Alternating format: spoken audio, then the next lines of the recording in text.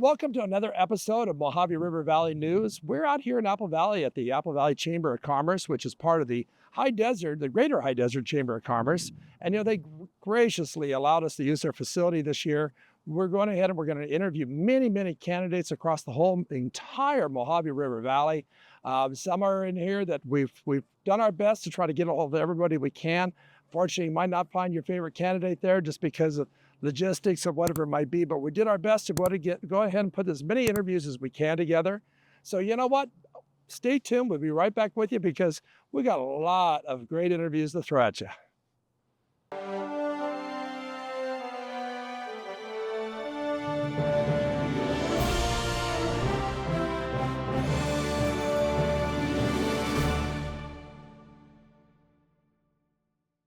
I have a candidate for you, Heather Allgood. Now, Heather is running for the Helendale School District, and it'll be interesting what she has to say. She's been on the board for quite a while, but we'll see why she wants to run here, and stay tuned. We'll be right back with you. Yeah, I'm back with you. This is Eric Swanson. I'm here today with Heather Allgood. You are running for the Helendale, make sure I have the name right.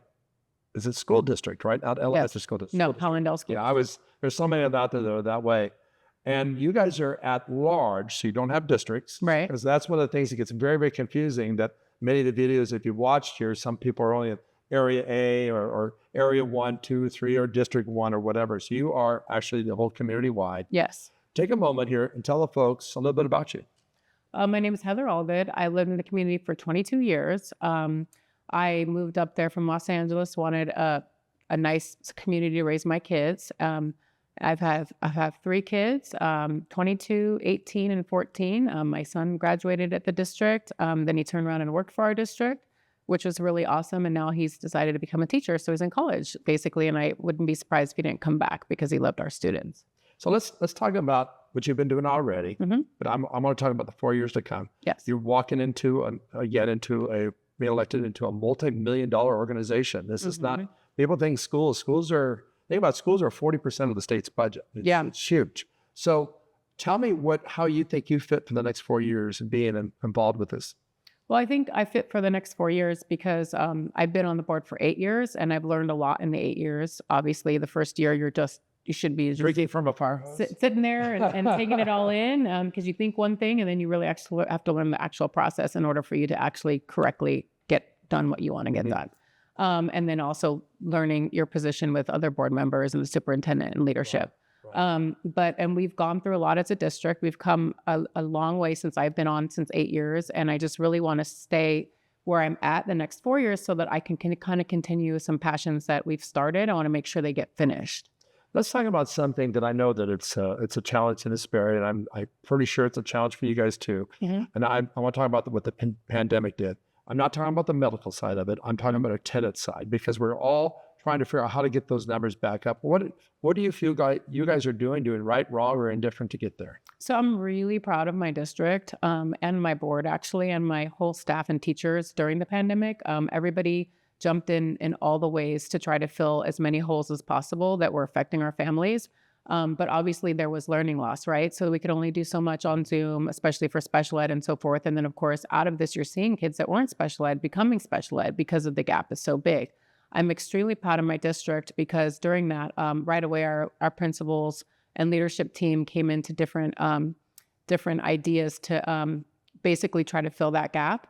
And our test scores last year were really good. We were the second highest CASP scores in the whole high desert. So it shows that even though we had that learning loss, we were on the grounds doing all the things to try to fill that gap. I don't mean to interrupt you, but let's talk about attendance. Okay, so attendance is really tough. How do you get those numbers back to where you were before? So we've done a few things with the attendance. Obviously, you want to make a great environment for kids who want to come, right? But the other thing that we've done is we've changed our independent study allowance is 1 day. So that kind of bridges the gap of when kids are absent and stuff to get that attendance back for that situation. But in all sincerity, our attendance moving forward, our families wanted to be there. So we've been pretty good with our attendance from since the pandemic. Let's shift off of this because the two kind of sometimes have something together, and this kids wanting to be there. Mm-hmm. Let's talk about safety.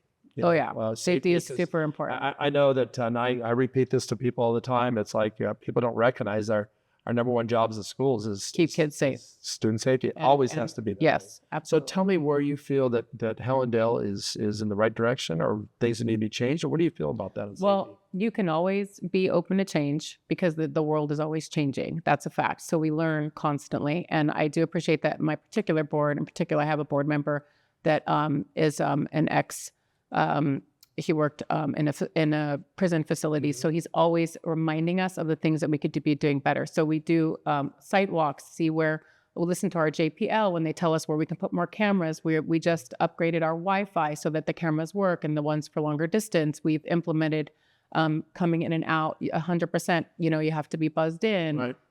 Just all those precautions, more proctors, making sure that everybody's locking at the grounds, always being on the watch. And then we also have such a great community that if there ever is something that seems off, our community members, our stakeholders contact our district and our sites all the time. If there's anything, we always check it out. Let's segue off a whole different direction. Let's talk about CTE. Okay. CTE is something that, our parents out there, our communities are saying that we need to do more. We need to be building tools for our students that are not just saying, you're going to go to college, Bobby, but that's always important. We want to make sure the students have those capabilities. Yeah. But sometimes their roles are like, I want to go this way. 100%. Tell me what you guys are doing with CTE out there, because CTE is kind of interesting where it's starting to trickle more into even the elementaries. Right. So Helendale is very special in the sense that we don't have buses and things that can easily be accessible to other jobs. So when kids graduate, if we don't give them different tools to have different careers than going to college and leaving Silver Lakes that way, they're in competition with people with jobs at the small businesses that we have that already adults are trying to go for. So I'm really proud to say that our high school has a fire science program, has EMR, has school medicine, sports school medicine, and our Skills USA. So there's that portion, which we want to keep seeing it going.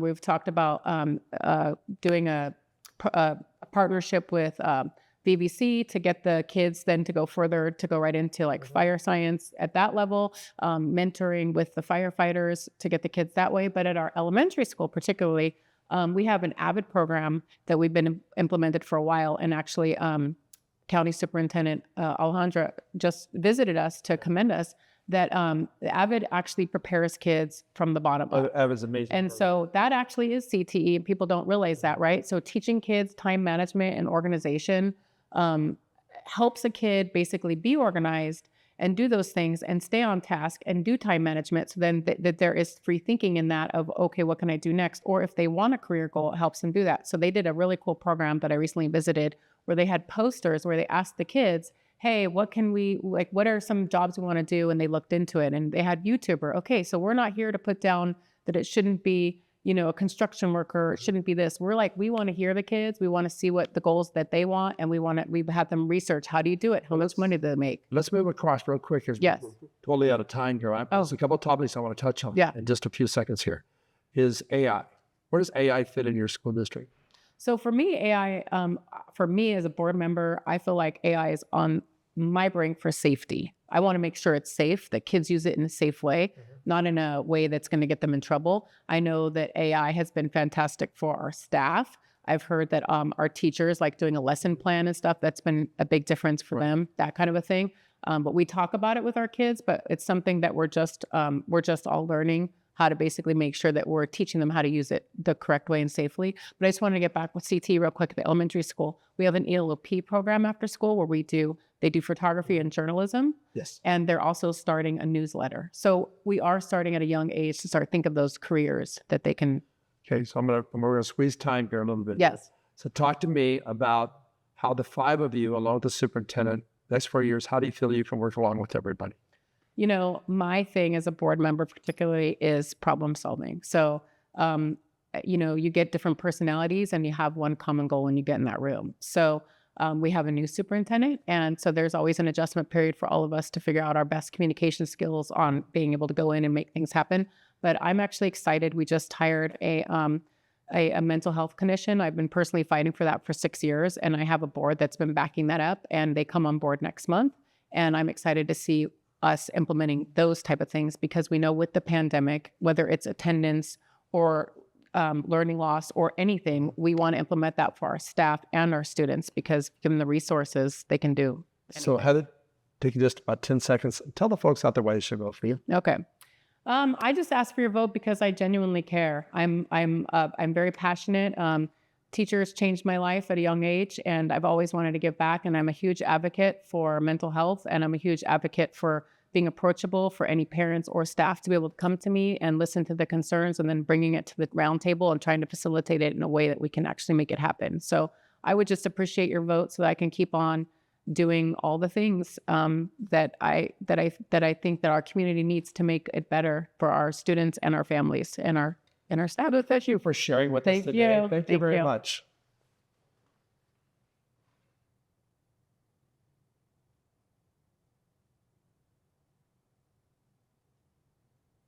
We're good.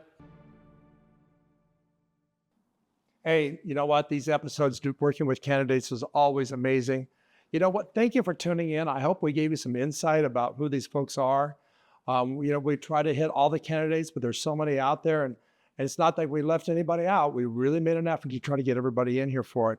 Another thing I want to do is I want to thank the Greater High Desert Chamber of Commerce for allowing us to use this beautiful facility out here in Apple Valley, because this really made a big difference for us. By the way, please, if you haven't had a chance, please subscribe, ring the bell, give us a thumbs up, because this allows these videos to get wider range of people so they can see them. The more the people that are involved with it, the more people to see this, the more people can help make the decisions. Hey, on behalf of myself, Eric Swanson, my technicians, and all the candidates, I want to thank you very much for tuning in this time, because you know what? This is a major thing. This is a big thing. We'll be voting this November 5th here, and these candidates are the ones we got to kind of keep an eye on and see which ones are going to be best for us. Stay tuned. We have more episodes coming, and you'll look for all these different candidate videos out there. There's a bunch of them.